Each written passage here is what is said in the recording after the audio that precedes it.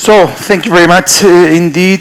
First of all, Ambassador Sir Alex, is a complex moment not only because what we are living, but because your agenda is quite busy, taking into account that Prime Minister Sanchez is going to be down in the street next week. So I presume you are quite busy organizing that visit. And thank you very much indeed to Prime Minister Karins, that after a long trip, it's not easy to travel from Riga to Pamplona. So thank you very much indeed for making the effort. And beyond that, it's not the first time you are in Spain. You have been in Spain as Prime Minister, visiting Prime Minister Pedro Sanchez in Moncloa Palace. But also you have been in Spain in a very curious event in the Carlos Baute famous singer wedding. So you know Spain from many aspects. And Ambassador Ellis, after 7 years of these cruises, European summer cruises, we were looking the opportunity to invite the UK. It was not easy because unfortunately Brexit changed everything, but I don't know whether, thank goodness, or unfortunately, the current geopolitical context has given us the opportunity to welcome the UK to these summer cruises. I hope this will be, defense will be the opportunity the UK and the EU has to meet us again. Sure. And I hope we will have many opportunities to invite the UK to this seminar beyond defense. Mm-hmm. There will be hopefully many other aspects when we strengthen our collaboration, the EU and UK strengthen our collaboration, and I hope that you will be back again to Pamplona. I'm gonna talk about defense, not only from the defense aspect, but yesterday we were talking about productivity, we were talking about innovation. Unfortunately, EU lacked productivity and lacks opportunity or productivity and innovation, and there is a correlation between innovation and defense. Israel, from that perspective, is an example. So I hope that all the initiatives launched by the European Commission, the Defence White Paper, ReArmEU, Defence Omnibus Simplification Package, also contributes to push our productivity thanks to pushing our innovation. ReArmEU aims to reactivate the EU industrial base. We have a new security and defense partnership between the EU and the UK. The German government is proposing a new bank to fund the defense expenditure similar to the ERDB, and the German government also welcomes the UK. Even I think they are proposing to set up this bank in the UK. Is all this enough to cope with the challenges that Prime Minister described before? So I give you the floor. I don't know who wants to start. Well, everyone has agreed in NATO, so that's broader than just the Union, to invest up to 5% of GDP in defense. 3.5% pure military, 1.5% militarily related, so infrastructure, etc. And if that money is invested, say, in buying US F-35s, US Patriots, US this and US that, it will certainly increase our security, no doubt. But it may not increase our economy that much. But if a sizable amount of that money is also used to develop European technologies, so drones, satellites, all of the high-tech sectors, then it has a huge potential, to get the economy really moving. And certainly, the goal of European or NATO European governments would be to, two birds with one stone. That is, of course, you need your defense up, but you also want your industry to come up. And incidentally, that's what the Ukrainians want as well. They say, please invest in Ukraine. They are currently supplying about close to 1/2 of all of their military needs in-house. That's amazing. They were nowhere near that at the start of the war. Well, in a sense, that's the same model we need in Europe. The Ukrainians did it in wartime, we can do it in peacetime. Mm-hmm. And the question is, in terms of our decision-making, what will happen in France in 27? Well, Macron won't run again. Who will? Will it be a pro-European president? Or could France change radically as well? It's an open question. Merz just formed, so it seems 4 years, hopefully the government would stay stable. He's very strong pro-European.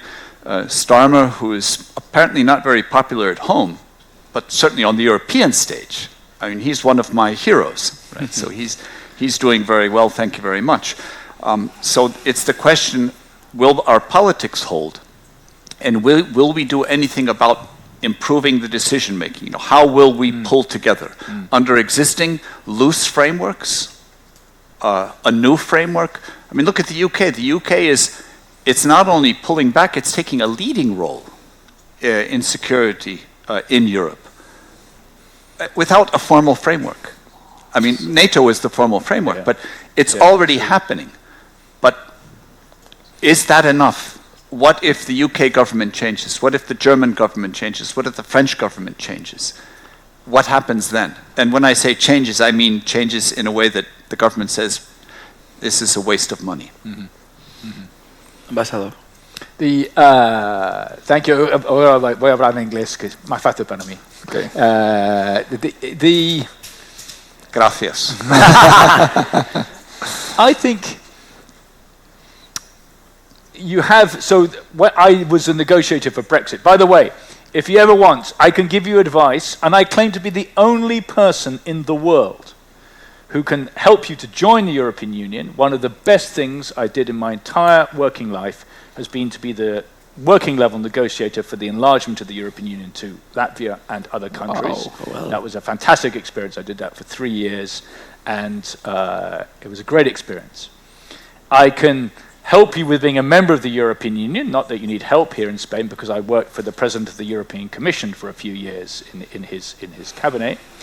And I can help you leave the European Union if you want to, because I was the Director General in the Department for Exiting the European Union. So I offer what the British chefs like to call nose-to-tail experience of the European Union, the full life cycle. I can tell you afterwards which one I recommend you do and which one I recommend you don't. But anyway, I've done all three. When we were negotiating the exit, we didn't put, and it was a conscious choice, we discussed it a lot with ministers, we did not put great emphasis on the external security and defense parts of that negotiation. Our main negotiation was really an economic negotiation and also on internal security. By the way, something very under-discussed, in my view, in the academic and other worlds is the police and judicial cooperation within the European Union, which has been this huge growth area in the last 20 years, and I think very effectively done, actually, a necessary thing. It's very unexciting, though, so people tend not to study it. I don't blame you if you haven't studied it, but it's very important. So why did we do that? Because we thought this is not a big area of membership of the European Union, and therefore either of joining it or of leaving it. It's a small part. So it's interesting to me that in the reset, and this is only 5 years later, the reset which was negotiated and really done in May of this year between the UK and the EU, it was a promise of the Keir Starmer coming into government that he would reset the relationship, and he has done so. That they put the defense and security agreement as number one.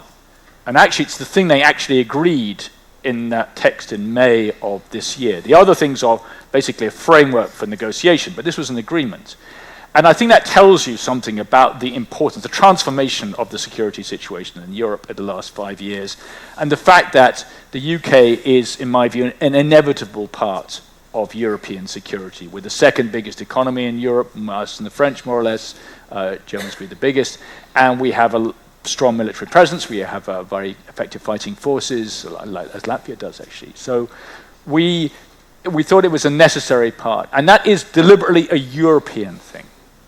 And so when I look at European security, I don't just look at the EU. And one thing which is difficult to say to people, and you won't listen because we left the European Union. The European Union is not everything. Yeah, there are other elements. They're just different ways in which you try to construct a secure and dynamic Europe. For economics, European Union kind of is everything for the member states. But in other areas, you have different options. So I'd say the EU-UK agreement is a necessary but not sufficient part of European security. But a lot of it is, you're absolutely right, it is being done actually out of frameworks. It's being done really through politics and some strategic choices which we are making. And one interesting final thing for you guys as Spanish folks thinking about the future, I think what's going on is a very interesting test of what you might call European solidarity. Because let's be honest, you do not feel the threat of Russia in Spain. I mean, you might, because the Russians are killing people in Spain. They're blowing up things in Spain. And I think, Spain's own security issues are not dominated by Russia. That's a fact. But Spain is also very much a kind of solidario with the European Union in particular. And so I think that's a very strong motivation for solidarity. So obviously we have to look at the security of Europe in the round, and that includes the threats that come essentially from instability on your southern borders, which is where a lot of the risks to Spain come from. But those are slightly different risks, I would say. So somehow we're going to have to stay in solidarity with each other whilst actually facing some quite different threats. And I think we've done that so far. I think that is happening. But you saw a bit of the tension around the NATO summit where the President Sanchez was saying, well, we're not going to go to 5%. And let's be honest, the Spanish public supports that. There's almost no support in Spain for very large increases in defense spending. So how do you maintain that solidarity? I think that's, if I may say so, for your generation, is going to be a really interesting question. Because the Russians would love you not to be solidary. Yeah? That's what they will try and do. If I was Russian, I'd spend my time in Spain going, oh, you don't need to worry, this is just, those Baltic people, that's their thing. But actually, I think it's admirable that Spain has remained solidario in terms, particularly through Europe. So that, I think, is a very interesting question for your generation. Do you want to maintain that? What does that look like? Yeah, so thank you very much, Prime Minister and Mr. Ambassador. Plenty of very interesting things have been said in these two initial interventions. However, I would like to take one word you mentioned, Mr. Ambassador, solidarity.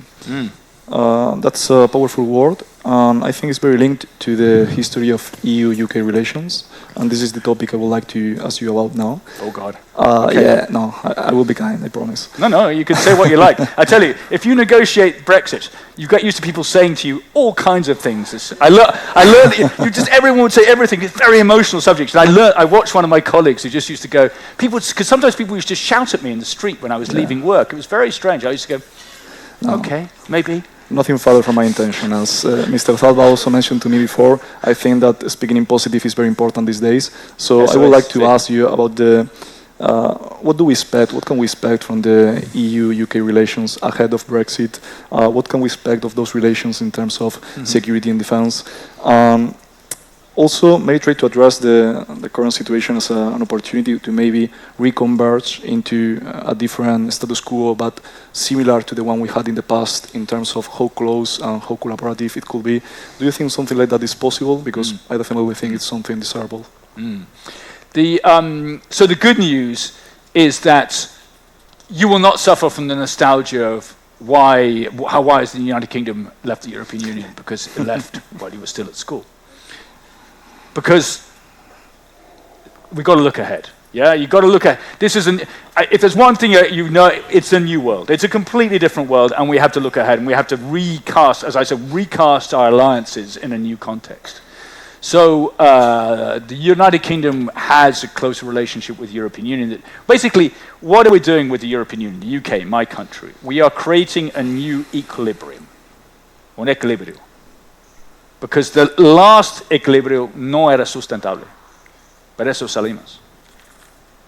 So we have to create a new equilibrium. That's an equilibrium started from being outside the European Union rather than inside the European Union. But we were always in a slightly uneasy equilibrium inside the European Union as well. It's interesting. There was a constant negotiation, really. And so we're just doing it in a different way. Let me tell you something, though. dealing with the European Union when you're not a member state is an absolute nightmare. It's horrible. They can tell you, because I can tell you, the people on the other side of the enlargement negotiations, it's not much of a negotiation. You get handed the answer, and then that's what you're going to do. So that is quite hard, and so I think there's one of these areas. And are any of you studying international relations? Good or bad luck? You're not all studying law, are you? How many people in this room are studying law? Oh my. Wow. Careful what you say now. Yeah, there's time. You can still change course, guys. You can do a master's in something else. It's okay.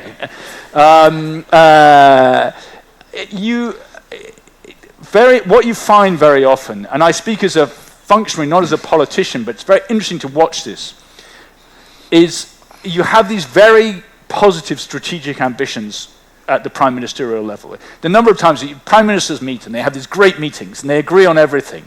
And, it's yes, we should do this with this. And then they go out and then basically ask the civil servants just pull it all apart again and go, no, he didn't mean that. No, we're not doing that. I don't know if ever you've seen Yes Minister, but there is still some truth in that particular comedy. Yes Minister? No? It's the wrong generation. No conoces Yes Minister. Hombre, es esencial para verlo. Es magnífico. Es una comedia británica sobre eso. So there's a tremendously strong strategic aspiration that the UK and European Union countries, but also other countries in Europe which are not part of the European Union. Norway is very important in this regard for security purposes because of its proximity to Russia. It has the border with Russia. Turkey as well, actually, in a different way. That we are coming together more. And that's all very beautiful, and every leader will sign up to that. And then you go back to the painful negotiation about access, for example, to European Union instruments, of which there are some new defense instruments. And if you are a European Union member state, or some European Union member states, one in particular, very close to here, but not here, would say, well, no, you're not in the European Union, your industry doesn't get any of this money. And so you have a tension between the strategic aim, which is shared, but the commercial interests of each member state, going back to something the Prime Minister said at the start of his talk. Because each country wants its companies to do well out of these instruments. So the big question is the threat from outside sufficient for us to come together in industrial areas? And we've done that before. So the Typhoon, the Eurofighter, the main fighter used by the Spanish Air Force, that is a joint project with ourselves and Germany and Italy. At the moment, the next generation fighter, there are two projects. One is Italy, UK, and Japan. The other is France, Germany, and Spain. Do we have the money for two different fighter projects? I wonder. In other words, do the commercial interests in the end win out over the strategic interests or vice versa? And I think, sorry, it's a long answer to your question, but that, I think, is the big question for the next decade. I think it is. Thank you. Two remarks before I pose a question to Prime Minister. First of all, follow his advice and watch Yes Minister because it's a brilliant TV show, so you will not regret. Secondly, I would like to highlight something that I had forgotten, that the Ambassador Ellis had a background in the European Commission, and many occasions we say how much the UK lost because of Brexit, but not many times we thought about how much the EU lost when the UK left. And one of the things we miss, or I personally miss, is precisely the excellent UK civil servants that the European Commission had, including people like the ambassador, including people like Jonathan Fall, and many others that unfortunately had to leave. Having said so, I would like to go back to Prime Minister Karins, to Christianis, and there is a Latin maxim who say in diversity, harmony. And you precisely described during your initial remarks how difficult it was for the European Union to have a common approach on defense because of the different member states' interests. Also, the ambassador described how the Spaniards do not feel the threat of Russia, and that's another way to explain precisely that. How can we cope with that? How can we convince member states to have a common approach on defense, taking into account that defense is not only defending from Russia. We have many other threats like cyber attacks and many others who may affect not only countries close to Russia but many other countries. How can we get a common approach, Christianis? It's one of the big themes of today. I mean, also here that we're speaking of. The ambassador also, I understand about 15 to 20% of your speech. Thank you for your pronunciation in Spanish.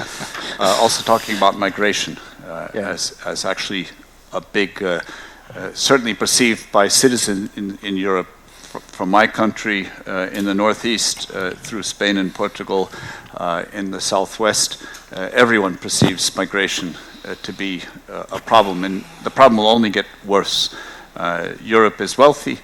Our neighbors, unfortunately, for them and for us, they're not.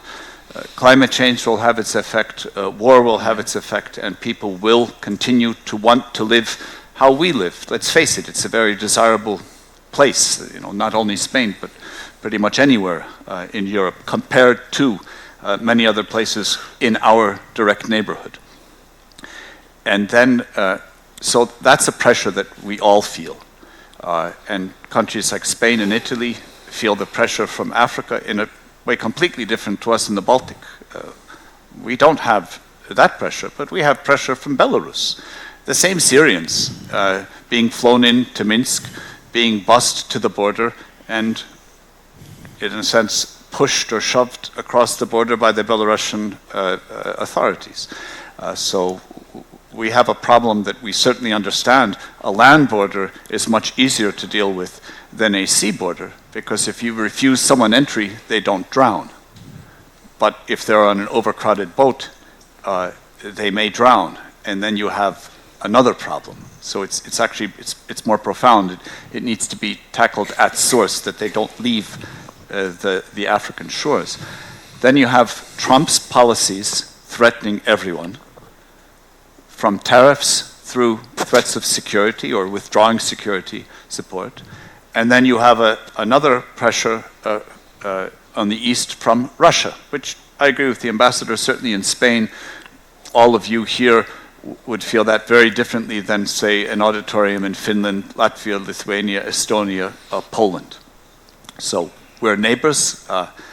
We feel it a little differently, but you have the migration that you feel differently. So in a sense, Europe is being pressed from three sides: by our friend, by our foe, and you could say by lack of order and poverty, people pushing in.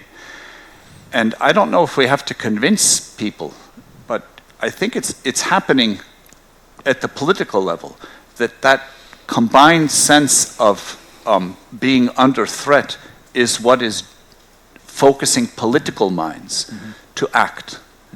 And I mean, the question is, how durable is that?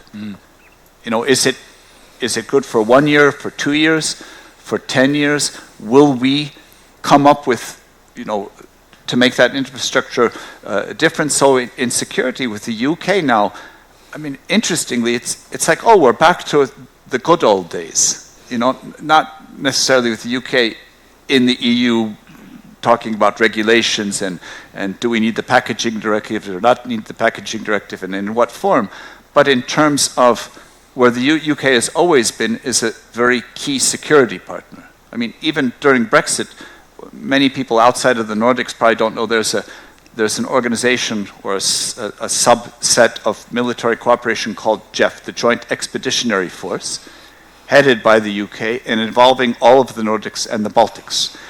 We used to be in the EU, out of the EU, in NATO, out of NATO. Now everyone is in NATO, thank you very much, but not everyone is in the EU. And that is a very real cooperation which is happening all the time, regardless of others. So that's another, you could say it's a formalized informal club, formalized because it actually has structures, and informalized because there's no parliament of JEF and that.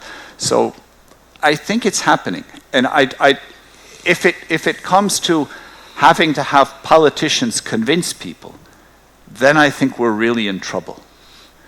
Because that means that there's no grassroots support. But right now, if we tie in, and I think that's what politicians need to tie in, to get everyone on board, those concerned with migration, those concerned with US, say, trade policy, and those concerned with US trade, security policy and Russian security or aggression.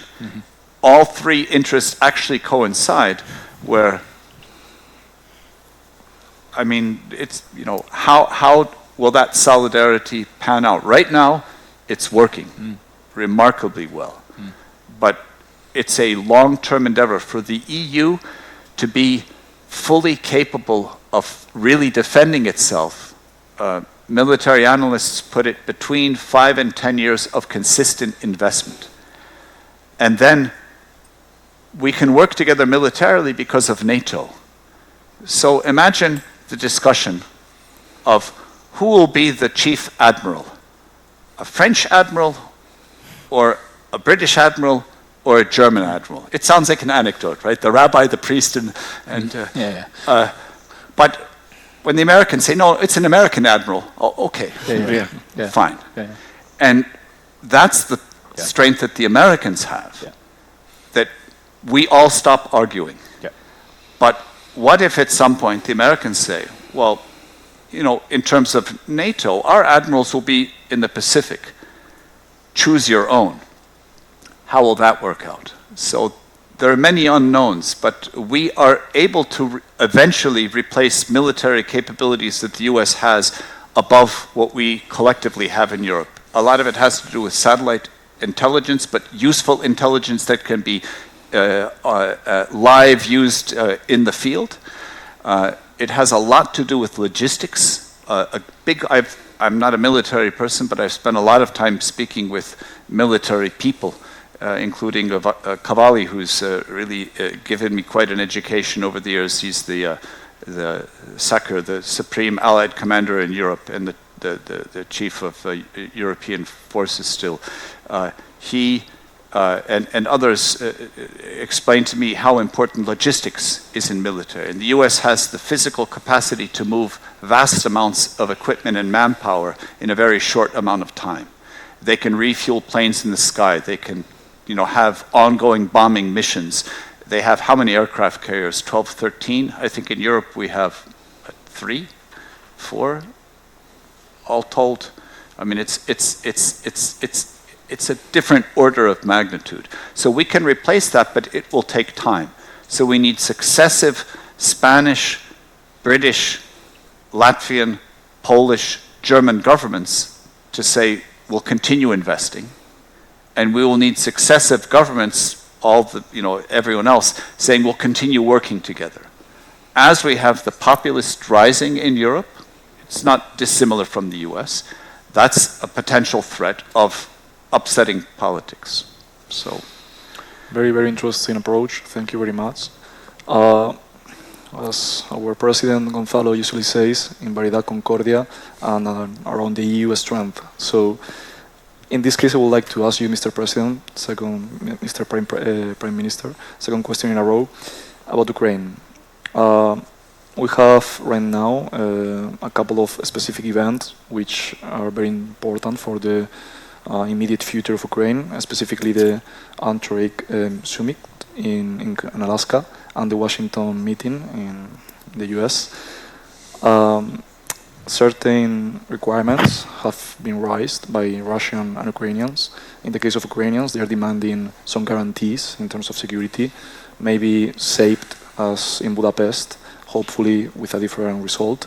And also in the case of Russia, they are requiring territorial concessions. The land that is already in Russian hands because of the war, they want to keep it. So with this context in mind, with these recent facts happening, I would like for you to dare to maybe give us a little projection of the future of Ukraine, the future of the Ukrainian people, the conflict. Also, I would really like if you could please particularly address the possibility of Ukraine joining the European Union as a part of the solution at some point. And yeah, this is a personal relation as well. What do you think that the European leaders shall do in this context? Which role should they play with the US, with Ukraine, with Russia? I'll start with the last on Ukraine joining the EU. We all took the decision, and they are now formally in the process of joining the EU. They're doing reform, judicial reform. Zelensky government tried to change the law regarding security apparatuses and public uprising and commission pressure, but that shows how democracy works in Ukraine. The president stepped back. He was saying, there's lots of corruption, we need to clean out the house. I'm guessing he's probably not wrong, but his people and the commission said, well, just not in that way. So the process is ongoing, but let's be real. Without some massive reforms within the European Union, I don't see how we can continue on enlargement. Practical issues. Common agricultural policy. Ukraine is a huge country by landmass with lots of very fertile farmland. So when we're having hectare payments, that's a lot of hectares. So will we ask the Germans and the French and I guess the Spanish and others to throw in more money so that we can give more money to the Ukrainians? Or will we say, well, let's take some money from the Dutch, from the Germans, from the Spanish, and give it to the Ukrainians? That's a question. Unanimity around the council table. A lot of the times the meetings go until 2 a.m. because we need unanimity. It's an old tactic. Just get people so tired, fine, whatever, just let me go to bed. It's a clever tactic. Actually, it's sort of built into the system, although there's no system for that. Angela Merkel was the queen of this tactic. She simply had more resilience physically than anyone else. I'm a little bit younger than her, and I remember at times at 2 a.m. you're barely awake. Coffee has no more effect, and there she is. She looks like she looked at 2 in the afternoon. And the next morning at 9 o'clock, she looks the same. And that was a way to wear down. But imagine not with 27, but with some greater number trying to get unanimity. We'll have to change the procedures. We'll have to have some sort of qualified decisions, especially regarding common security policy. But what else? Taxation, no one's going to touch that, I think. Because you need unanimous decision that everyone wants to have something changed, and you'll always have someone who'll disagree. So there's challenges there. Regarding the flurry of activities, I mentioned it a little bit in the beginning. Trump is very active. Alaska was a win for Putin completely. I saw the US getting nothing out of it. I saw Ukraine getting nothing out of it. The Washington meeting was saving Ukraine and Europe from a bad decision. But it was a defensive move, a very successful defensive move. But that means that Europe is spending its political capital and physical stamina just to keep Trump from doing something crazy. How long can you sustain that? And how do you convince Trump? Security guarantees. Trump said, we'll give security guarantees. Hegseth, his Secretary of Defense, is not so convinced that the U.S. should be so, but the boss says. But what if the boss says something different tomorrow? So until he says something different tomorrow, there's a whole slew of very qualified people from the US and from Europe and from Ukraine working on what those security guarantees could look like. But without the US backstopping it, the Ukrainians won't believe it. I, as a Latvian, won't believe it, and I don't think anyone would believe it. I certainly don't think Putin would believe it. So what would it take for the Americans to actually commit to backstopping a security guarantee? And to translate, that means hitting the Russians if they ever decide to hit the Ukrainians again. Hitting the Russians For the US, a nuclear power hitting a nuclear power, that's what I'm convinced kept the Biden administration from arming Ukraine faster. I was one of the prime ministers who's continually frustrated.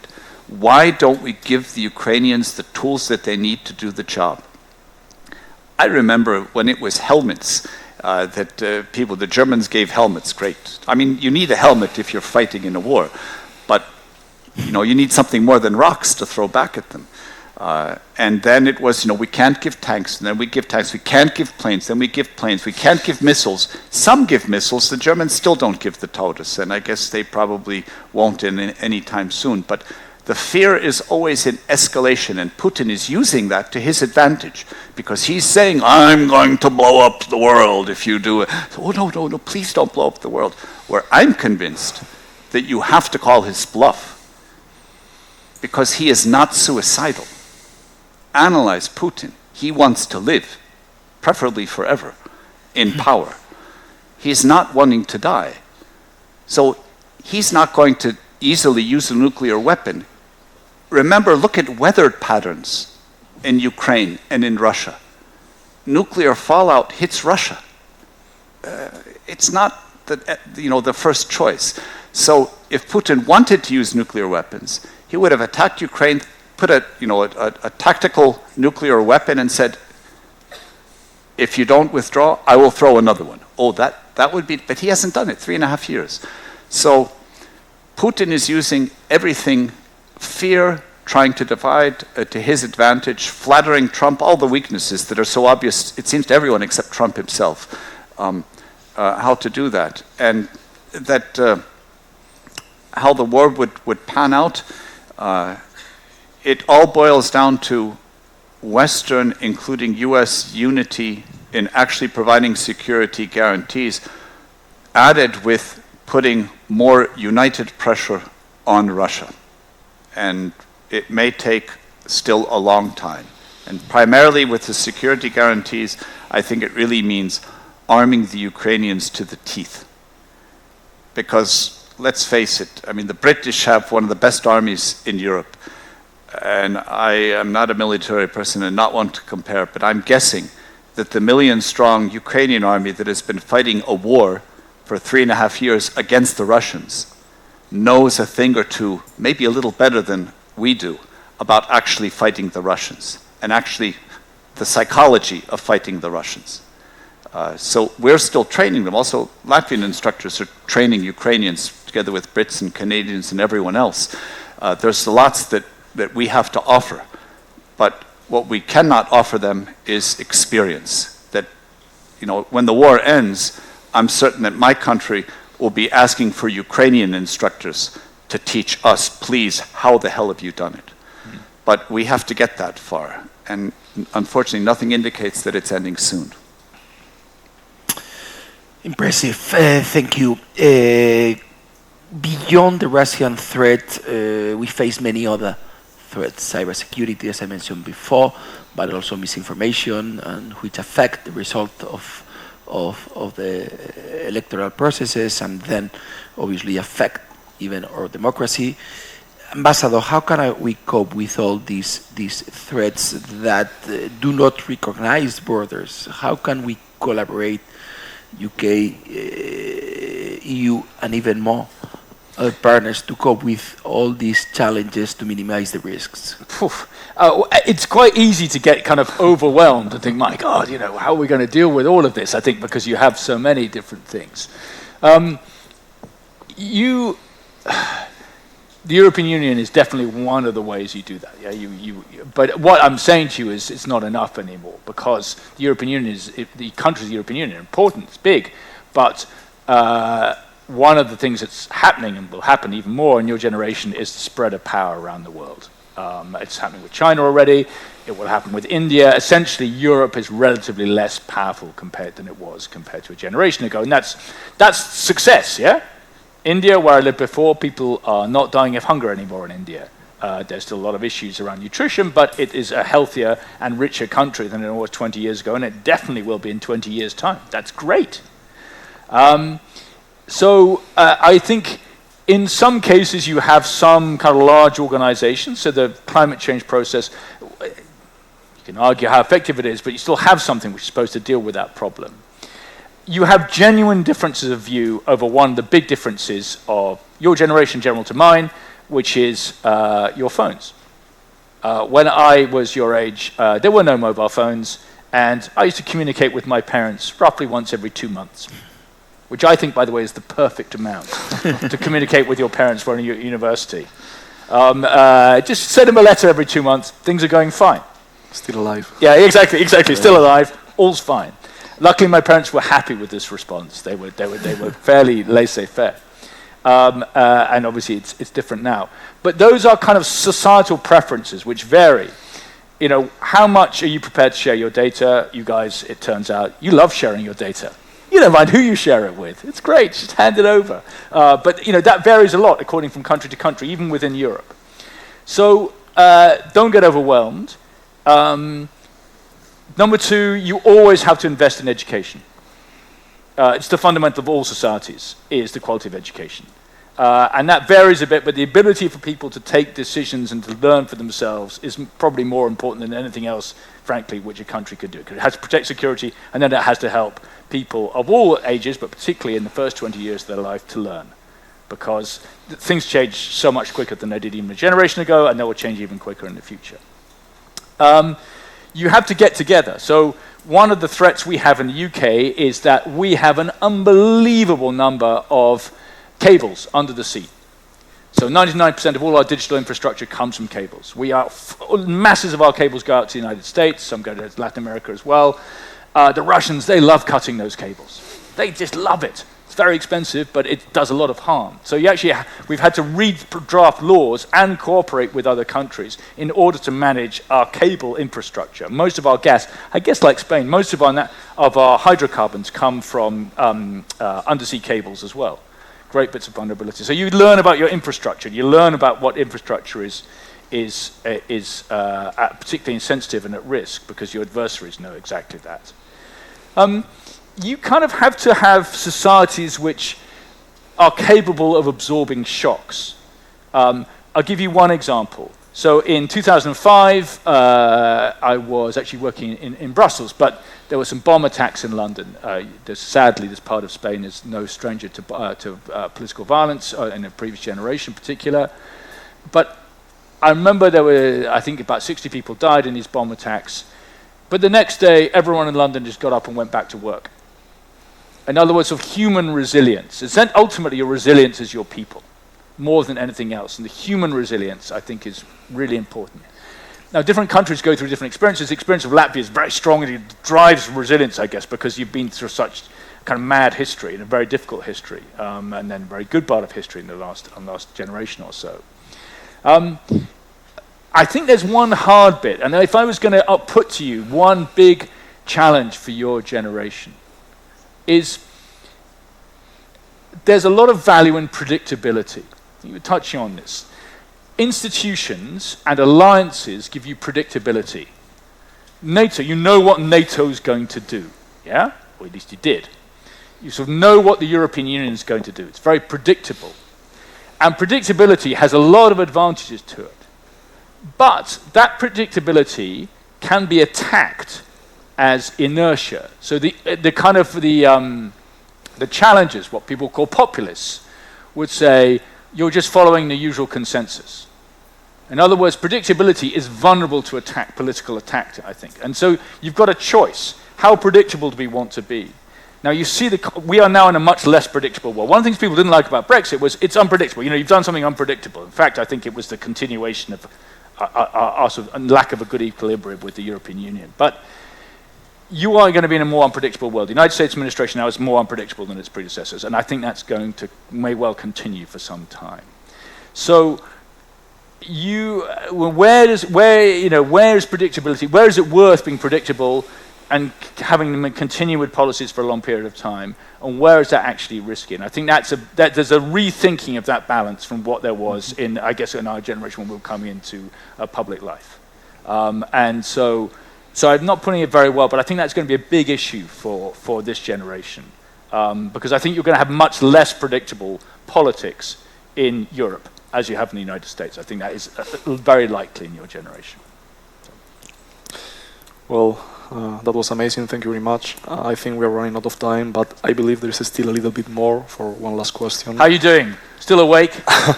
Yeah, hang in there. Yeah, come on. See, you're almost there at the end. You can now come up. Okay, 10 minutes. There is an exam later, so you better pay attention. Yeah, this question is for the both of you. So, and it's not an easy one, I'm afraid. I would like to ask you about NATO. I would like to ask you about the 5% GDP, something you mentioned the two of you before. Here in Spain, there was some controversy about the circumstances around this topic, but in general, it was broadly accepted in Europe. And I would like to ask if you consider that this increase in the expense of defense is connected with a real need of spending more money for the security challenges we have ahead of us, if it is really needed to spend more, or if it is a matter of spending different. And very particularly, does this increasing increment of money in defense will help us to strengthen our relations with the US, or will maybe prevent us from further cooperation and autonomy from the European Union in terms of defense, or maybe the both of them? Just would like to hear from you your thoughts. Whoever wants to start, feel free. Well, I think the question is,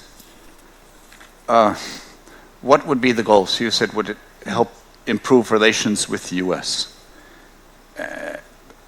I'm a strong transatlanticist. I was born and grew up in the US, so I know a thing or two, or I knew a thing or two about the country. It's quite radically different in the past 30 years since I lived there.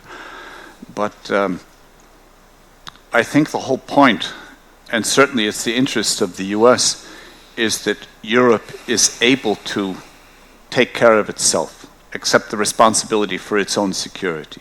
And the 5% of GDP, you could say it's a number, okay? It's really 3.5 militarily. But I think the whole point of the exercise is, without money, it's impossible. With money, it's possible, but you can also spend money badly. So we need to do two things. We need to make the investments, but we need to make them in a clever way that also improve our economy, etc. We talked about that. My country this year is spending 3.7% on defense. The US is spending 3.3%. Oh, we're ahead of the Americans. Our economy is this big, and the US economy is this big. So, of course, 3.3% of a lot is more than 3.7% of small. But it's all about proportionality.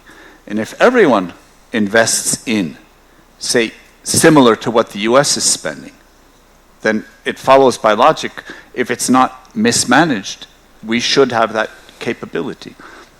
NATO is going to be the military alliance that keeps all of us safe. It has the Article 5 clause, which has been invoked only once by the US after 9/11. So the US said they're on fire. All of us, also my country, sent soldiers to Iraq, sent soldiers to Afghanistan. Did people in Latvia think that we had a direct interest in sending soldiers, and we had soldiers die alongside, they served along with US and Polish troops? Soldiers died, proportionally one of the higher rates of sacrifice, not in absolute numbers, but again, proportion to our population and the size of our military. And the answer was no, we have no direct interest in fighting in Afghanistan or Ukraine. As a matter of fact, Latvians were conscripted into the Soviet army in Afghanistan in the 1980s. So Latvians had very negative experience. That was the Soviet Union's Vietnam War. Everyone hated it, people died. People were maimed, people were, traumatized. So to go again, but it wasn't a question, is it an issue on Afghanistan? It was an issue of coming to the aid of the Americans. Why? With a simple logic. I come to your fire with a bucket and water, and if I need you, you'll come to my fire with a bucket and water. That's how that cooperation works. So if the US steps back from NATO, not in the sense of abandoning, but saying, well, look, for NATO, you guys have the boots on the ground and the capability to take care of yourselves, we'll help you organize it. That's the world I think that we're heading, that we need to be aiming for. To keep the US engaged, because ultimately peace in Europe is in the direct interests of the US, whether or not the current administration fully appreciates this or not. I think they do, but that would be the goal, to invest wisely, to actually be able to provide for ourselves, and the framework will not be anything new. It won't be the EU or some EU plus. It is NATO, existence since 1949 with a tremendous track record. No, war has not, okay, the terrorist attacks in New York, but war has not happened, or you could say, put it simply, it deterred the Soviets, the Russians, from attacking all during the Cold War. It's still working today, and we need to make sure that it works for tomorrow when the US has a smaller role, but we collectively have a larger role. I'll be very brief. You need three things. You need money, and everyone is going to spend more money in Europe. So that, I think, will happen. You need structures. Actually, you need four things. Sorry. You need money. You need structures which can actually use money efficiently, because it can be used very inefficiently. Yeah. You need a shared set of objectives, which is really hard, I think. But that leads to the structures and the money being spent efficiently. And finally, you need will. So the big difference in the UK, I was involved in the last defence review we did 5 years ago. And I worked with a guy who did this one. I said, what's the difference? He said, war fighting. You have to have the will to be ready to put your troops in harm's way. And that is very difficult. That is not a pan-European decision, guys. That is a national decision. Each country has its own politics about where you will put your troops and where you will fight. But if you don't have that, the rest is not worth it. If you're not prepared to use your resources to fight, and the enemy knows that, then you're wasting your money. And finally, tricky one, you have to spend less on some other stuff. No one likes to talk about that, but if you've been a prime minister, you know every day. If something goes up, something's going down. What are you prepared to spend less on in order to spend more on defense? So let's hope it's the EU that goes up and the Europe in general. Thank you very much, Mr. Prime Minister, Mr. Ambassador. Thank you very much for your invaluable contributions to this fundamental topic.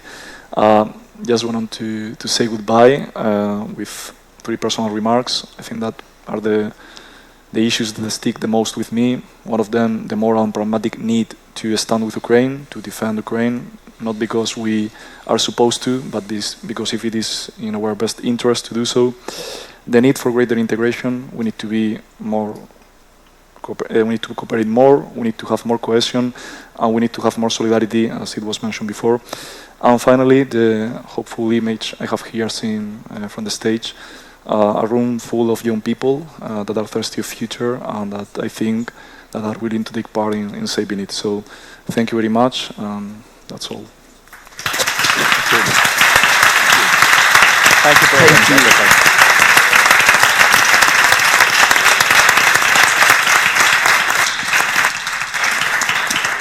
Magnífico encuentro, magnífica conversación que nos llevamos como si fuese oro para extraerla, para repensarla, para sacarle chispas y para reflexionar en torno a todas las claves valiosísimas que nos acaban de dar. Muchísimas gracias. Thank you so much. Amazing conversation, amazing kiss about our future, who we are and where we go to. So thank you so much.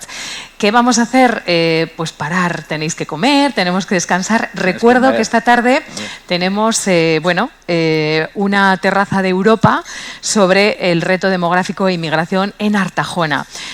Carolina Montoro Gurich, profesora titular de Geografía en la Universidad de Navarra, Elena Sancho Murillo, eurodiputada del Partido Socialista, Carlos Amatria Embusto, vicepresidente de la Agencia Europea de Información y Asesoramiento Juvenil, y Diego Ruiz Barrios, presidente de Cupo Europa en Islas Canarias, van a ser los ponentes. Va a moderar Victoria Vega Calderón, vocal de formación de Equipo Europa. La entrada libre, como siempre, hasta completar aforo. Disfrutad mucho, aprended más y nos lo contáis a la vuelta. Por cierto, que mañana, adelanto, esto es importante, con motivo de la entrega del tercer Premio Internacional Navarra Puerta de Europa, sabéis que es nuestro tercer y último día, tenemos el gran galardón ya sabéis, ¿no? Aquí en Adeguindos, que lo vamos a tener aquí con nosotros, y además que vamos a entregaros los diplomas y tenemos muchas ponencias muy interesantes por la cantidad de cosas que vamos a celebrar. Empezamos media hora menos, así que mañana empezaremos a las 9:30 y la apertura de puertas a las 9. Un fuerte aplauso para ellos, muchísimas gracias.